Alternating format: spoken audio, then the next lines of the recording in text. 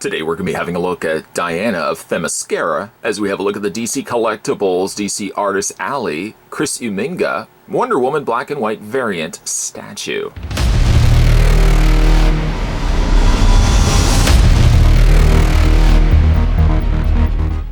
Inspired by popular comic convention experience, DC Artist Alley is an artist-focused, limited edition designer vinyl figure line that merges indie design with the most iconic characters in the DC universe.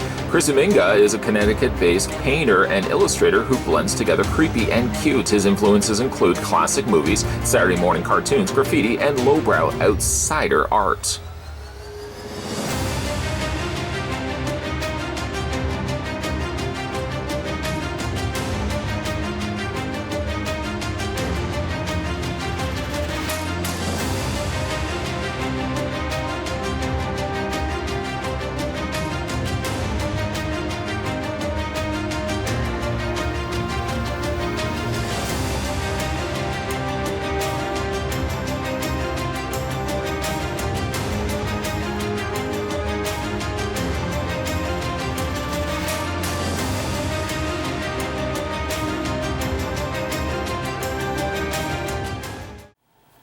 Let's grab the tape measure to figure out how tall Wonder Woman stands, and the answer to that is about 6.5 inches in height.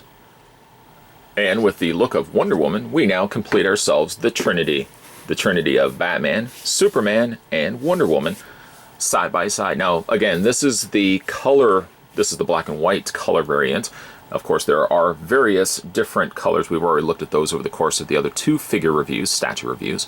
So these are the black and whites. Now, these ones are going to be of the limited quantity. These ones will still be available everywhere, but the scarcity of them will be considerably higher than the regular color version. And I know we've already had a look at it, but here's the other color options available: Standard Edition, which I would still like to get my hands on, the black and white variants, the zombie variants, love to get my hands on those. Actually, you know what? I say I would like to get my hands on all of these. I mean, that's true. All of them bring something different to the table, especially like the villains variants, which are drastically different, taking the same cues from those characters, but adding their own villain spin to it. Also glow-in-the-dark variants, and the upcoming, mark it on your calendar, the San Diego Comic-Con exclusives, which are available only at Entertainment Earth at booth 2343. Now, I'm just going to keep Batman and Superman in frame for the time being because I just want to show you the contrast of the gray scales. Superman was a really dark gray. Batman, on the other hand, was a much lighter gray in contrast. Wonder Woman seems to benefit from inheriting both in the way that she has been applied. Like, she still has the black and white treatment, and she also has the benefit of having the additional panel lining that we saw a lot on Superman. We didn't see so much on Batman. Now, this particular design of Wonder Woman, Chris Uminga's design, translates extremely well in statue form. I know I've said that already in a couple of the reviews of these two, but it does. It really does translate well to plastic form, and then above and beyond that, giving them the black and white treatment. He's already known for having creepy design elements to his characters. Giving him a black and white treatment definitely does give him like an old vintage sort of 50s like horror film. Kind of gives him a very, supernatural look, especially when you give him the very bright white eyes amongst the backdrop of the otherwise black and white. She does get a little bit more of the additional white that the other two heroes did not. A lot of the whites now still carried over from her original colored costume, carries here also in the black and white. Normally her boots, of course, would be red, and the whites would still be, or of a lighter shade of silver would also still be there, now translated here in white. Still gets also the whites in her stars of the lower trunk area. And again, looks really exceptionally good, especially when you look at like the gauntlets. The gauntlets have just that little bit of shading that I liked so much about these figures. She gets a little bit of that happening there as well. The face is very playful and yet a little on the spooky side, I have to admit. A few little strands of hair give her a sense of depth. I especially like really the flow of her hairstyle, which is something that we don't see as much when it comes to the Cape Crusader or the Man of Steel here. Gets very dynamic, very drastic here in her sculpt, and I really do like that a lot. There's the back of the hairstyle here. I very quickly have fallen in love with these statues specifically. And hopefully, knock on wood, I can actually find the other color versions of them. And at some point, if I do, of course, we're going to have a look at them on this channel. By the way, on the underside, talking about limited quantities, you're looking at 500 only. This happens to be, though, an artist proof, but you would still have one out of, a 500 possible release. These ones, like I said, you don't have to go to specific stores to get them. In theory, I suppose your comic book store could probably order them in, but again, the orderings on these have probably already filled up. It's tough to say. We will, though, however, I'm just going to take the two other characters, because again, we've already had a look at those in their own specific reviews, so we won't spend a lot of time talking about those here.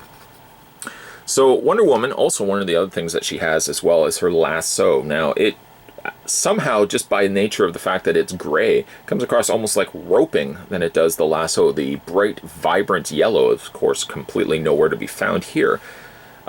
Nice little dark washing of like a darker gray, almost borderline black has been added, just so that you can see those ropes kind of separated from one another.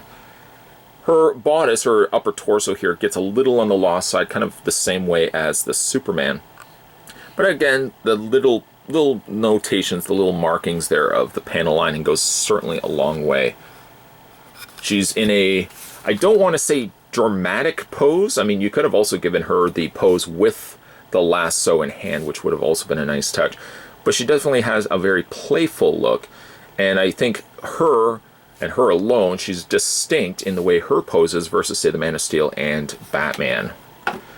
Again, I didn't want to bring them back in for this entire review because didn't want to steal the thunder away from the Amazonian Princess. But really, again, like all of these are distinct in not only their pose, but I have to also say too, like their tones are drastically different as well. Batman's has a very light colored skin tone, and otherwise a very pale sort of presentation here for his costume.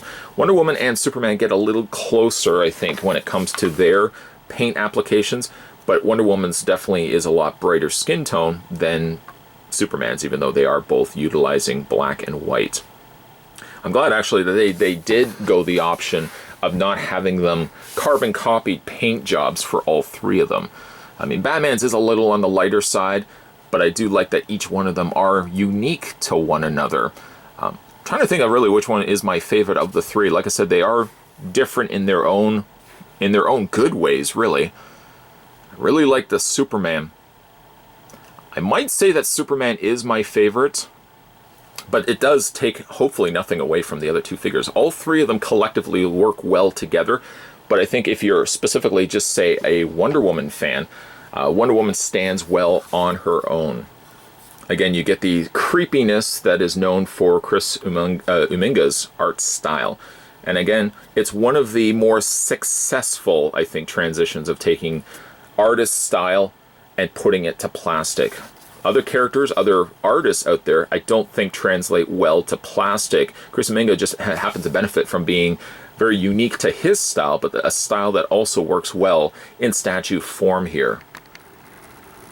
Sadly, I won't be going to Comic-Con this year. I hope to go next year. But this year, they are also going to be doing that San Diego Comic-Con Batman 3-pack that's going to have the Flashpoint and the classic Batman. I'd love to get my hands on those. Sadly, I may have to try to find those online, as I definitely would like to get my hands on these.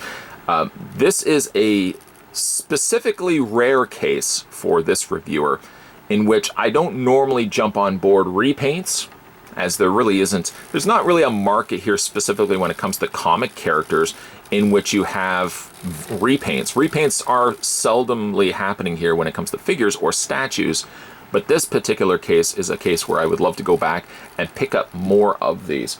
Of the 6 different color variations, I'd like to get my hands on the color versions, the zombie versions, and especially the villains versions.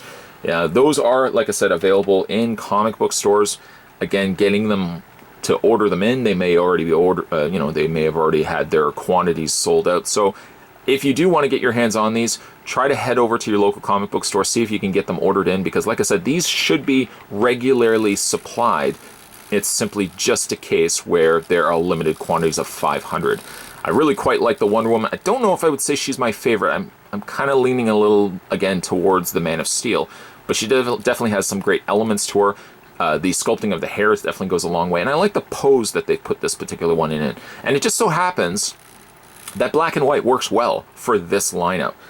I would love to see color versus these to see what drastic changes it goes from being color to the stark black and white. But I really think black and white's the way to go for this particular lineup, because they do, it accents the certain level of creepiness that Chris Huminga is known for his art style.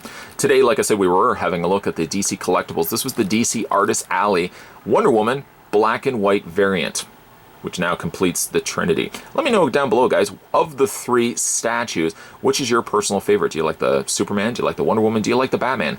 Let me know down below. If you guys also wanted to go back and have a look at some of my other DC Collectibles statue reviews, there's a playlist just for that. And make sure you hit that little subscribe button down below so you'll never miss a beat when it comes to new videos coming onto this channel. As always, guys, thanks for watching. As you always do, I'll see you next time.